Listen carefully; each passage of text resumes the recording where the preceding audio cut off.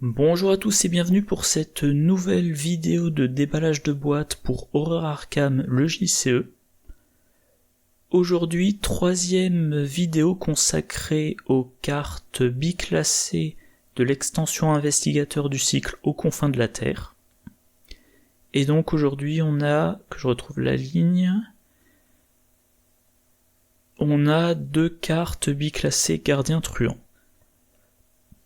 La première carte, c'est le vieux fusil, un soutien de niveau 2 qui coûte 0, qui occupe 2 emplacements de main, utilisation 0 munitions, tant que vous jouez un événement, traitez la valeur d'utilisation du vieux fusil comme étant 2, action, dépenser une munition, combattre, vous gagnez plus 3 en force pour cette attaque, au lieu de ses dégâts normaux, cette attaque inflige un nombre de points de dégâts égal au nombre de points de réussite, ou en cas d'échec, il devra infliger des dégâts à un autre investigateur au nombre de points manquants, d'un minimum de 1 jusqu'à un maximum de 3.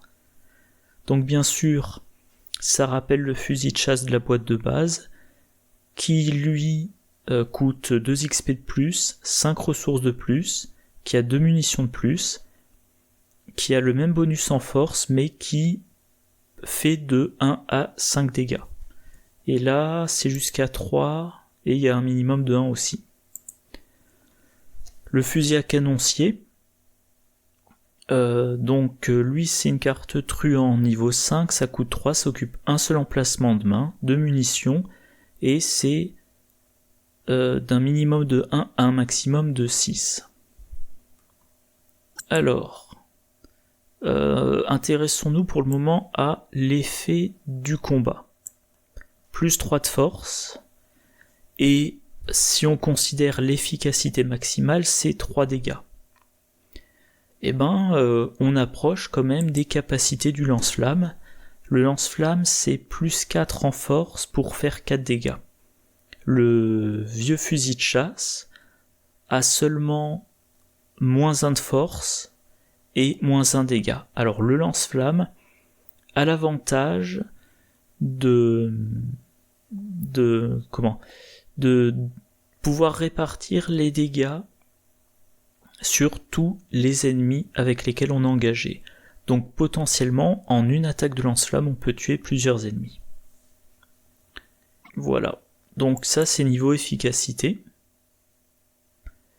Maintenant, le point bizarre, c'est ça. Le vieux fusil a utilisation 0 munitions, ce qui veut dire que tel quel, quand vous le jouez, il entre en jeu sans munitions. Du coup, de la recharge de munitions. Le grand classique munitions supplémentaires, niveau 1, ça coûte 2, on met 3 munitions sur le vieux fusil de chasse. Sur le vieux fusil, machinalement je dis toujours de chasse. On a munitions personnalisées, c'est un attachement. On met 2 munitions sur l'arme à feu auquel s'attacher, donc là le vieux fusil. Et maintenant, toutes les attaques effectuées avec le vieux fusil font plus 1 dégât contre les ennemis monstres. Donc, de 1 à 3 contre un ennemi non monstre, ou de 2 à 4 contre un ennemi monstre. En cas de réussite, bien sûr.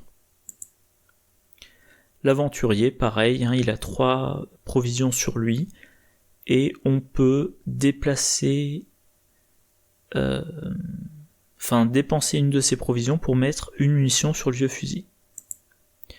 Chez les truands contrebande, on double le nombre de munitions, alors quand même, pour rappel, le vieux fusil à ce stade-là, il en a 0, donc il faudra en mettre par un autre moyen, par exemple avec munitions supplémentaires, voilà. Munitions supplémentaires, vous en mettez 3, vous jouez contrebande, vous avez maintenant 6 munitions. Voilà. Et le dernier point un peu, je sais pas comment dire, technique de la carte, un peu prise de tête, c'est cette formule-là. Tant que vous jouez un événement, traitez la valeur d'utilisation du vieux fusil comme étant 2. La valeur d'utilisation n'a d'importance dans quasiment 100% des cas que lorsqu'on le joue. Quand on joue une carte qui a utilisation X, munitions, ou charge, ou secret, ou peu importe, ça veut dire ce soutien entre en jeu avec X marqueurs dessus du type écrit sur la carte. Le vieux fusil, quand vous le jouez, il entre en jeu avec 0 munitions dessus. Par contre, quand vous jouez un événement, on considère que il y a marqué sur la carte utilisation de munitions, mais si le vieux fusil est déjà en jeu, ça change rien, ça ne remet pas de munitions. Par contre, ça change tout si vous jouez le vieux fusil en résolvant un événement. Parce que dans ce cas-là, vous êtes en train de résoudre un événement, vous mettez en jeu le vieux fusil. Comme vous êtes en train de résoudre un événement, on considère que sur la carte vieux fusil a marqué utilisation de munitions, et du coup, il entre en jeu avec 2 munitions. L'exemple le plus simple, c'est toujours sur ces gardes. Vous jouez jusqu'à 3 soutiens de votre main, un à la fois. Parmi les 3, il y a le vieux fusil. Vous êtes en train de résoudre un événement, donc sur le vieux fusil a marqué utilisation de munitions, donc il arrive en jeu avec 2 munitions. Dans la même logique, tour de passe-passe. Donc rapide à jouer uniquement lors de votre tour. Mettez en jeu un soutien objet de votre main à la fin de votre tour. Si ce soutien est toujours en jeu, renvoyez-le dans votre main. En version tabou, c'est un objet de niveau 0 à 3. Donc là, ça coûte pas d'action. Pour une ressource, vous mettez en jeu le vieux fusil, qui a donc utilisation de munitions. Il arrive en jeu avec 2 munitions. Vous faites vos 2 tirs. À la fin de votre tour, il remonte en main. Alors, je disais, quand la carte est en jeu, normalement, utilisation X, ça ne change rien, sauf pour cette carte-là. Recharge rapide, un événement truand de niveau 2 qui coûte 3, très tactique et ruse, rapide à jouer uniquement lors de votre tour. Choisissez un soutien arme à feu que vous contrôlez ayant moins de points munitions que sa valeur d'utilisation X.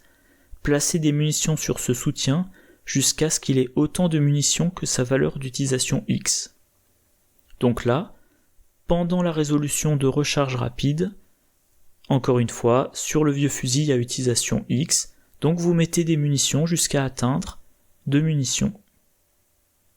Voilà.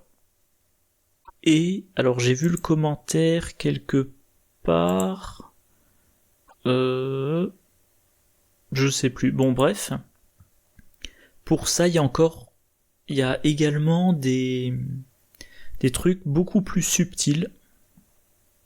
Si vous jouez Dexter Drake.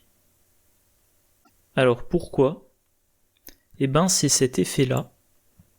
Action rapide, lors de votre tour, défaussez un soutien que vous contrôlez. Jouez de votre main un soutien avec un titre différent réduisant de 1 son coût, limite d'une fois par round. Quelle est l'idée ? Vous allez jouer avec Dexter Drake un événement. Je sais pas, peut-être... je sais plus pourquoi j'ai mis l'âme spectrale ici. Bon, peu importe, donc... Vous jouez un événement, prenons cet exemple vu que j'ai la carte là, lame spectrale. Vous jouez votre lame spectrale, vous avez une action combattre. Dans une action combattre, il y a de mémoire 2 fenêtres d'action rapide. Dans une de ces 2 fenêtres d'action rapide, vous utilisez la capacité d'action rapide de Dexter Drake. Et vous défaussez un soutien, qui ne s'appelle pas vieux fusil.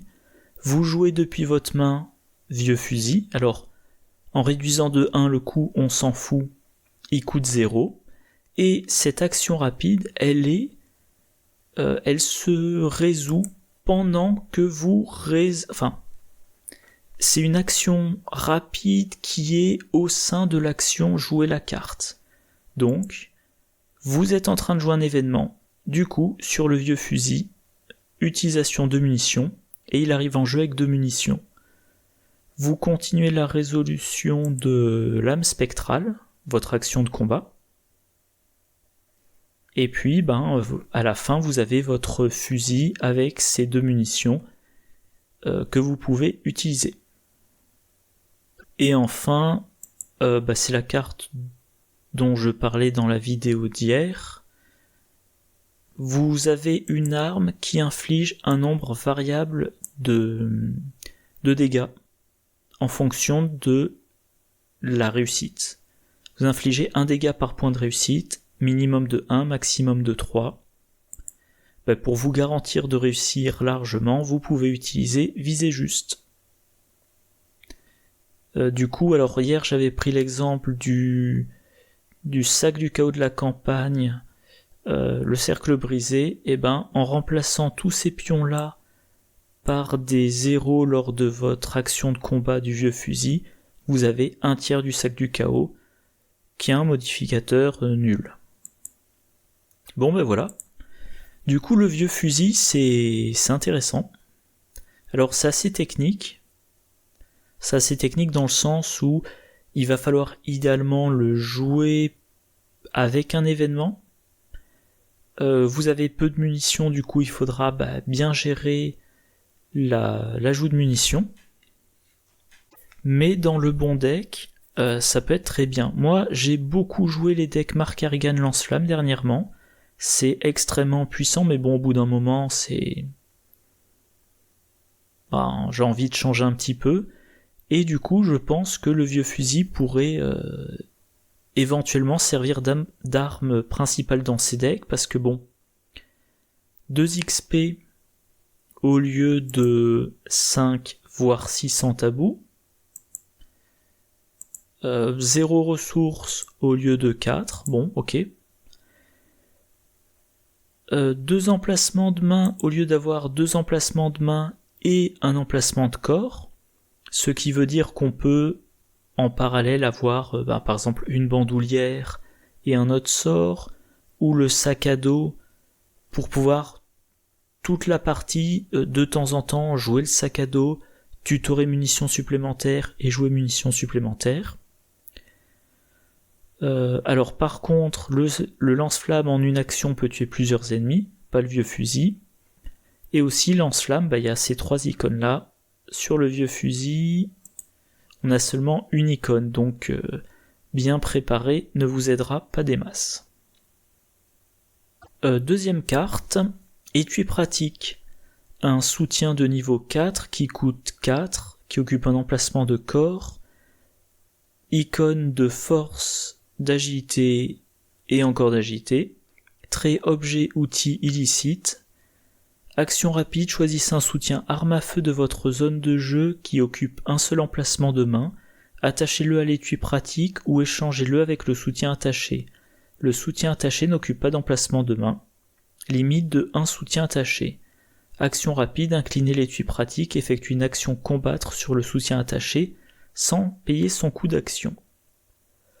Donc, un soutien qui occupe un emplacement de corps et qui va vous fournir un emplacement de main supplémentaire, mais spécifiquement pour une arme qui n'utilise qu'une main.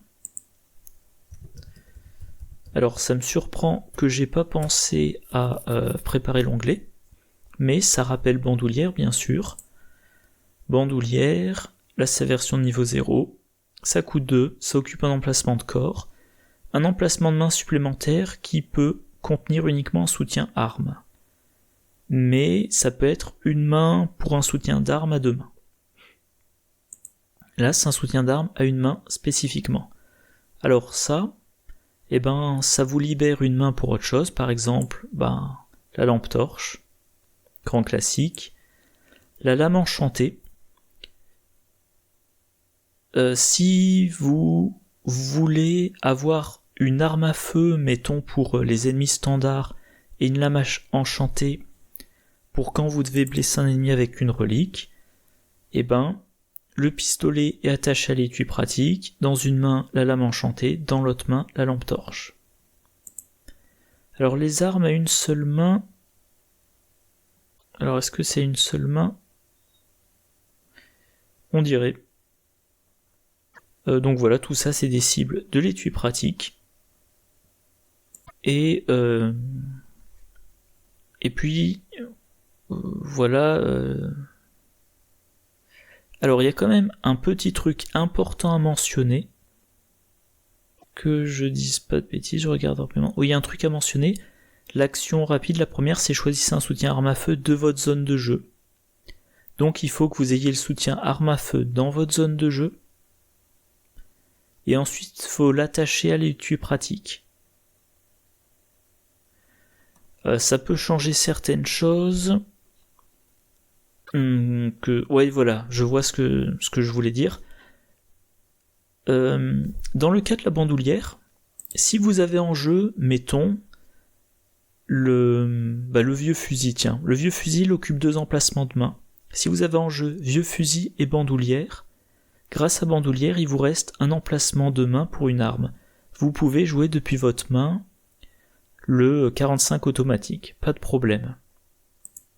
Pour étui pratique, il faut choisir un soutien arme à feu dans la zone de jeu et l'attacher, et à ce moment-là, il n'occupe plus d'emplacement de main. C'est-à-dire que si vous avez en jeu vieux fusil et étui pratique, si vous jouez 45 automatique, eh bien vous défaussez le vieux fusil parce que une fois que le 45 automatique arrive en jeu, vous avez 3 emplacements de main occupés alors que vous n'en avez que 2. Et autre remarque, si vous avez en jeu vieux fusil et bandoulière et que vous jouez l'étui pratique, vous défaussez la bandoulière vu que les deux occupent un emplacement de corps et vous ne pouvez pas jouer le 45 automatique. Non pardon, c'est pas ça que je voulais dire, voilà, je m'embrouille un peu. Si vous avez en jeu le vieux fusil, la bandoulière et le 45 automatique, il n'y a pas de problème. Vous avez le droit à remplir 3 emplacements de main avec des armes, c'est le cas. Mais si vous jouez l'étui pratique, ça vous force à défausser bandoulière, vous n'avez plus que 2 emplacements de main, vous devez défausser une de vos 2 armes, et vous n'avez pas la fenêtre pour attacher l'arme à une main à l'étui pratique. Voilà, donc il y a quand même un certain timing d'installation. D'abord l'étui pratique et l'arme à une main, et ensuite seulement l'arme à 2 mains. À noter aussi, quand je dis ça vous libère une main, vu que vous attachez un soutien arme qui n'utilise qu'une main à l'étui pratique, vous vous êtes libéré une main. Moi, vu mon style de deck, ça m'a fait penser tout de suite à l'éventail noir. Donc un soutien de niveau 3 qui coûte 3, qui occupe un emplacement de main, très exceptionnel. Tant que vous avez au moins 10 ressources, vous gagnez plus 1 point de vie et plus 1 point de santé mentale. Au moins 15 ressources, vous avez le droit d'effectuer une action supplémentaire lors de votre tour. Au moins 20 ressources, vous gagnez plus 1 à chacune de vos compétences. J'adore jouer les truands friqués, et ça donne de gros bonus quand même si on a plein de ressources. Le problème, c'est que ça prend un emplacement de main, et si vous êtes un polyvalent, il est assez probable que vous ayez envie d'avoir une arme dans une main, un outil d'enquête dans l'autre. Si vous vous spécialisez en combat, vous avez peut-être envie d'utiliser vos 2 mains pour des armes. Si vous vous spécialisez en enquête, vous avez probablement envie d'utiliser vos 2 mains pour de l'enquête. Grâce à l'étui pratique, comme arme, vous prenez une arme à feu, vous l'attachez à l'étui pratique. Première main, votre objet d'enquête, loupe ou lampe torche ou autre. Dans l'autre main, l'éventail noir. Et là, pour une fois, j'ai mis 2. Si je dis pas de bêtises, 2. 2 exemples de deck. Alors là, on a un deck Finn Edwards, évasion et combat. Et donc on voit... Justement, on voit pas. Donc voilà, oui. Ça, on va dire, c'est le contre-exemple. Un deck Finn Edwards, évasion et combat. Dans ses emplacements de main, qu'est-ce qu'il y a ? Le 25 automatique. Voilà, comme ça, il réussit une évasion, puis il a le droit à une attaque dans la foulée. Le fidèle 38 de Finn, parce que c'est son arme signature, et l'éventail noir. Conclusion, il ne peut pas avoir simultanément ces deux armes et l'éventail noir. Donc, il gardera l'éventail noir toute la partie, et dès qu'il a un pistolet, il joue. Dès que son pistolet est vide, il re-remplit ou il remplace par un autre pistolet. Et à un moment donné, il aura donc dans une main un pistolet, dans l'autre main l'éventail. Alors ça, c'est un exemple de deck avec. Donc deck Tony Morgan friqué pour duo. Et là, on voit... Alors là, il n'y a pas l'éventail noir, tiens. Je me souviens pas par cœur de tous mes decks. Mais... Tiens, d'ailleurs, c'est bizarre. Mais là, alors, que je regarde rapidement, quelle est la logique? Donc là, on a un deck... Ouais, alors, bon, faudra que je vois qu'est-ce que je coupe au montage. Donc là, pour le coup, c'est pas l'éventail noir, mais là, l'idée, c'est, Tony Morgan, il a ses deux Colt à lui, les deux Mauser. Avec l'étui pratique, il peut avoir un total de 3 pistolets sur les 4 dans son deck. Et là, voilà, si je me souviens bien, ça m'est revenu d'un coup. Je pense que l'idée en faisant ce deck, c'était tout simplement le Colt 38 de Tony. L'idéal, c'est de l'utiliser pour achever un ennemi. Donc, on va pas l'utiliser sur toutes les attaques. C'est fait pour achever l'ennemi. À côté de ça, on a le Mauser. Lui, peu importe si c'est pour commencer un ennemi ou l'achever, mais le Mauser a un problème, un inconvénient. Parmi le coût de l'action de combattre, il faut l'incliner. Et en cas de réussite avec une différence de 2 ou plus, soit vous le redressez, soit vous gagnez une ressource. Si vous réussissez de 4, vous faites les deux. Mais, si vous réussissez de 0 ou de 1, ou même que vous ratez, le Mauser reste incliné. Et du coup, vous pouvez plus réattaquer avec ce round-ci. Donc, dans des decks sans étui pratique, ma logique, c'est d'essayer d'avoir dans une main le 38, dans l'autre le C96. Je commence le combat au C96, je finis au 38, et si j'échoue avec le C96, je suis obligé de combattre avec le 38. Avec étui pratique, je vais pouvoir stocker simultanément, je vais pouvoir avoir en jeu simultanément 3 armes. Je vais essayer a priori d'avoir la configuration dans une main le 38, dans l'autre le C96 et attaché à l'étui pratique le deuxième C96. Quel est l'intérêt? J'attaque avec un des deux Mauser. Si je rate, il reste incliné, je retente avec le deuxième. J'ai pas à gaspiller des munitions du 38. Voilà. Et enfin, dernier truc, l'étui pratique, ça... Ah oui, je l'ai pas reprécisé. En action rapide, vous faites un combat, donc vous économisez l'action de combat. Donc vous faites un tir de plus pendant votre tour. Et donc, si je reprends Tony Morgan, vu que c'est quand même pour moi un des meilleurs truands pour tirer avec des armes à feu, il a de base 3 actions comme tout le monde. Si sur l'ennemi qu'il attaque, il y a une prime, il a une action d'engagement ou d'attaque. Grâce à l'étui pratique, il peut faire une attaque de plus. Donc on en est à 5 actions entre l'engagement et l'attaque. Enfin, engagement si nécessaire. Si vous jouez Léo Deluca, ça vous mène à 6. Avec hâte, si vous faites 2 attaques de suite, vous en faites une autre, ça fait 7. Et alors, comme je le disais juste avant, là il n'y a pas l'éventail noir, mais si vous l'aviez, ça pourrait vous fournir votre 8ème, si j'ai pas perdu le fil, attaque. Voilà. Bref, je disais où il est tui. l'étui pratique est très pratique.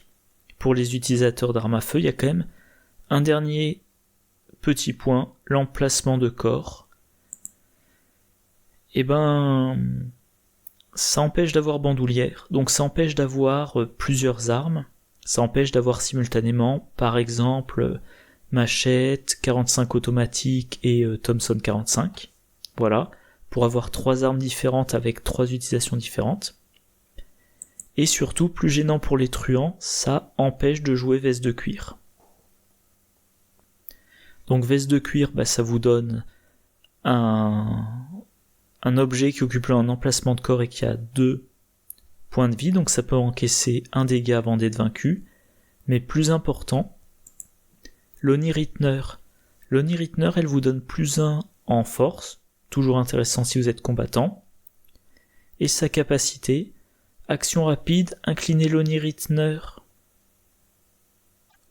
Ah oui, l'Oni Ritter, je pense que c'est pour ça que je me mets en tête qu'elle s'appelle Ritner, c'est parce que sur la VF, il y a la faute de frappe. Donc, action rapide, incliner l'Oni Ritter et dépenser une ressource. Choisissez un soutien objet contrôlé par un investigateur dans votre lieu.